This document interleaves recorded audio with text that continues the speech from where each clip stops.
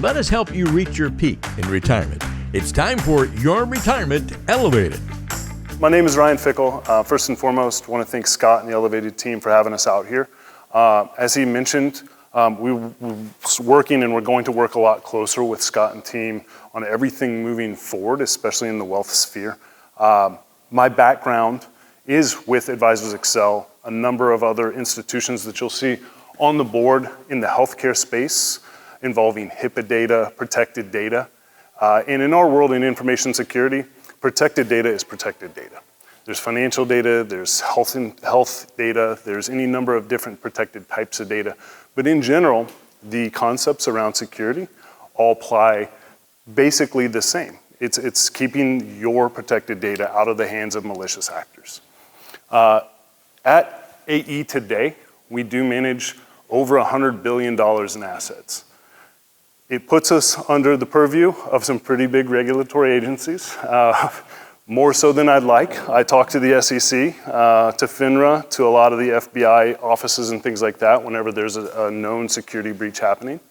And so it gives us a really clear view of threats that are in the space, and ultimately not just threats that apply to large corporations, but threats that trickle down and eventually affect our family members and people like yourselves. So just wanted to cover a number of these topics with you, really talk through what we're seeing in the industry, what is brand new and coming out that you may not yet be familiar with and what to watch out for, and provide you with some resources how you can protect yourself best, and also give you some assurances as to what we're doing at the enterprise level in conjunction with Elevated to make sure that you're protected at that level as well.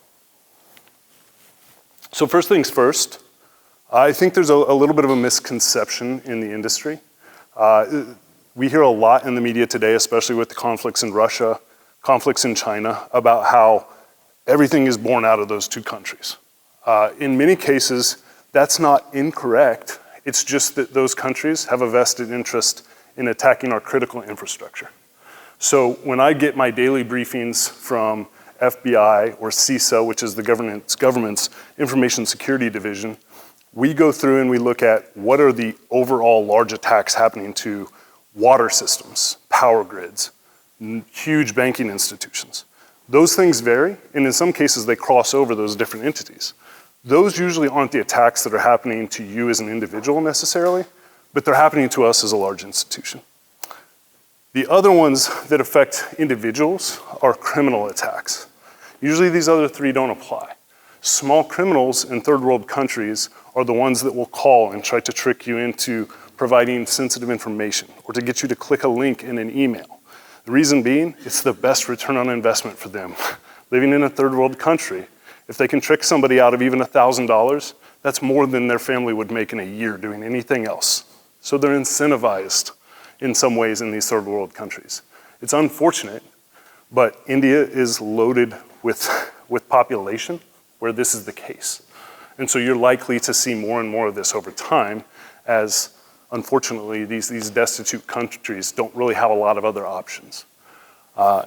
So first things first, when we look at these attacks at an enterprise level, what we're going to be working with Elevated to help increase and again go above and beyond in controls for protections is really a $1 trillion+ annual industry. And it's crazy to think about how much money now. Back in 2021, the annual spend in security was, I believe, something like $120, $130 billion. In a matter of 2 or 3 years, that number has 5x, 6x, 7x in just a few years. We're now over $1 trillion in spend annually by corporations just to try to secure against these attacks and malware. You'll often hear in the media about encryption attacks or these encryption bots where firms inadvertently get a download from an employee and suddenly all of their data is encrypted and they're having to pay a ransom or a ransomware fee to a third party that says, hey, if you pay us $5 million in Bitcoin, we'll unlock all your files. When that first occurred, a lot of firms actually went to their insurance companies and believe it or not, the response from the insurance company just paid the $5 million because it was the cheapest option to unlock the data, then try to secure the environment and get them back online. It was the cheaper option. Unfortunately, over the past couple of years, those encryption bots that have become available, we're put in the hands of malicious actors or groups that are smaller, less coordinated. And as technology evolves, quite frankly, less qualified people can actually use them to try to do this. They didn't unlock the data even after taking payment. So what you'll see in the media now is that insurance companies and even the FBI actually do not recommend that those companies pay the fee to unlock the data. So now you've got firms spending all this money to try to protect against these encryption bots because even if you pay, chances are you're not getting the data unlocked. These are things that we deal with on a daily basis. In terms of Elevate and how we try to work to prevent this, we have what's considered air-gapped storage, air-gapped backups. Even if an encryption bot or worm was to get into our environment, it starts to encrypt everything that's live. We have a complete, think of it as a bank vault, a complete set of all of our data backups every single day that is untouchable through any internet mechanism or anything that we can go to restore all of our data. It cannot be touched by a virus. Very expensive to do these things, but in this modern world, it's what we have to spend our money to do. So that protection is in place. In general, we want to talk to you a little bit about those things that we do, obviously, at the enterprise level, and then really quickly shift into what you can do at home and some tools, and I'll provide you a couple resources, hopefully, as a takeaway today that you can access to train your family members, too, to what to watch for. So, in the fundamental world, most attacks are malicious or criminal. That's the phishing attempts. Show of hands here by chance. Does everybody know what phishing is? I feel like everybody's been hammered over the head with this. Just really rapidly, for anybody who may not know, phishing is typically defined as an email or something similar where they're proposing to be Netflix, Amazon, your Amazon Prime account, where it's not really from them, trying to trick you into click on a link to reset your password. That was actually linking to a fake site. They take your password, they'll log in as you, and they'll clear your account, or they'll order a bunch of goods with your credit card, so on and so forth. That is a large majority of all breaches at the consumer level, which makes it all that much more important for how you manage your passwords, two-factor authentication, the SMS or the text message that you receive to confirm your logins. Human error is another huge one. A lot of people will tell you human error in phishing. Is it human error when somebody falls for a fish? There's debate on that subject. Human error in our world from the technology perspective, though, is primarily if you're working with a firm and they made a mistake, they didn't secure something correctly. So an attacker was able to get through a firewall or attack our systems in a way that shouldn't have been allowed in the first place. And then lastly, you have system error where we license things like, just like at your home, Microsoft Windows, Microsoft Server. If they have a fundamental gap in their software, then that's a problem. Typically speaking, those system errors don't occur very often, so we don't worry about those much. But that's how it basically boils down, is that phishing emails are your biggest threat. I'm gonna cover in a minute how that's changing in a world of AI that you're probably hearing a lot about as well. So top cybersecurity considerations as a whole at home, and these are your best preventative measures. Always run the most up-to-date version of your software. I can't stress enough how many times I talk to an individual or even a family member who's loaded up a laptop, and I look at it and it hasn't been updated in over a year.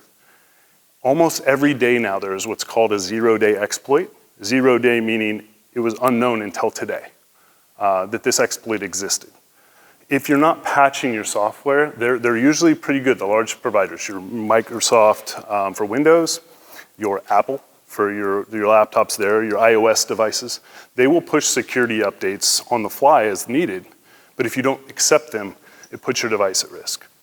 That's one of the easiest things you can do to prevent attacks. Secondarily, monitoring your digital footprint, making sure you have at least some form of monitoring.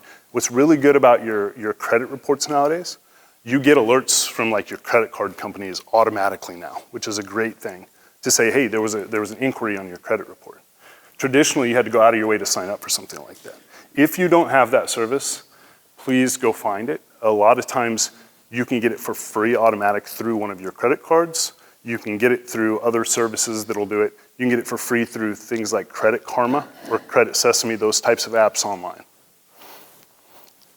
Next thing is two-factor authentication. That's on the list up there as one of the most critical things you can do. When you log into any critical system, your banks, a lot of them are going to require this moving forward. But you need to sign up, you need to put on your cell phone or use a mobile authenticator app to confirm your logins. It is a pain. It's a pain to do this for every site you log into with sensitive data, but I'll tell you what, it defeats probably 98% of attacks out there that you've exposed a password or a system had a breach, and now they take that password and try to log in as you. If you receive a random text message or a random alert asking you to approve a login and you're unfamiliar with it, don't click approve, don't click deny. Simply clear the message and then contact the agency. And the reason I say that is because there are exploits out there as well, where if you don't approve it, you didn't approve the login. You don't need to click deny.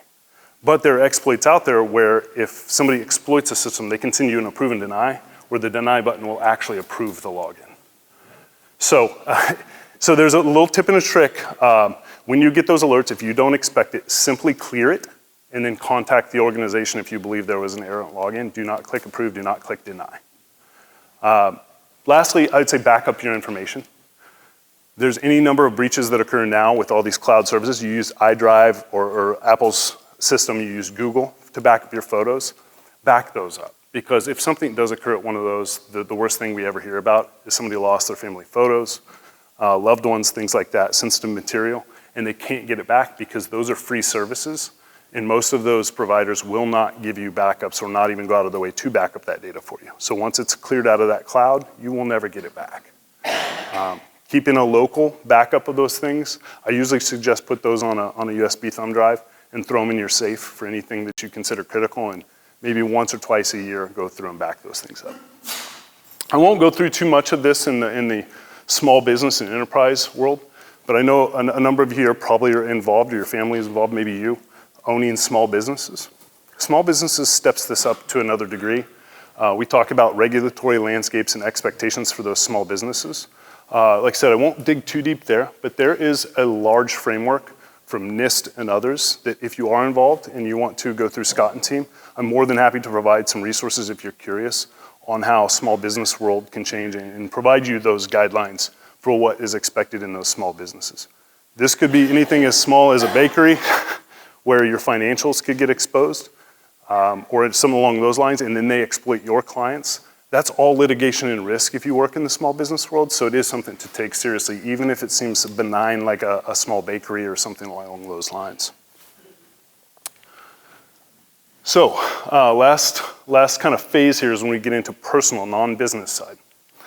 What can you do? I personally suggest a password manager for everybody, if you haven't looked into this already. Those password managers, in many cases, these are the three largest brands that we see. LastPass being the largest, and then 1Password and Dashlane.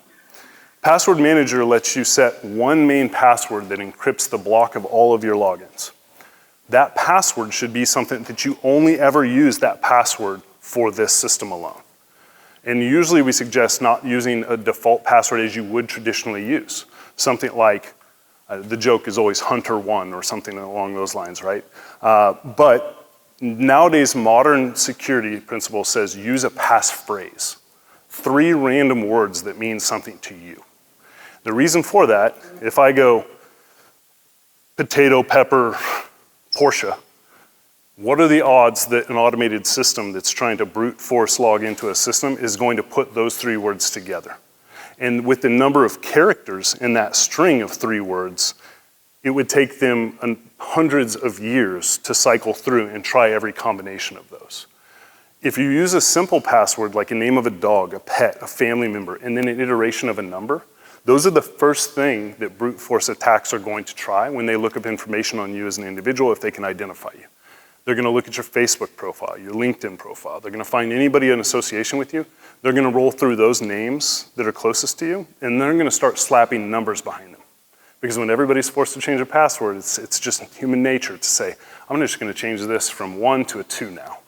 Change that to a 2 to a 3, and so on and so forth. And that's how brute force attacks occur. So when you use a password manager, long story short, you can use it to generate a password that's not even something you'll ever remember. It'll be strong and encrypted, and it'll be unique to each site. The reason a unique password for each site is important is because LinkedIn was one of the major breaches that occurred a few years back. LinkedIn exposed all of their passwords used for the users in the LinkedIn system when that happened.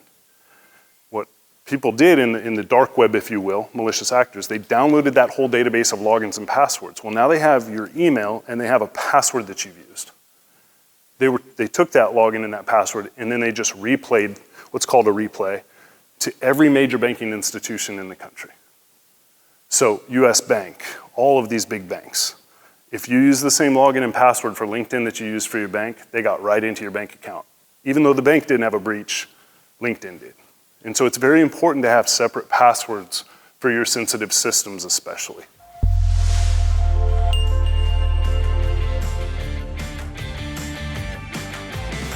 Investment advisory services offered through Elevated Capital Advisors, LLC, an SEC-registered investment advisor.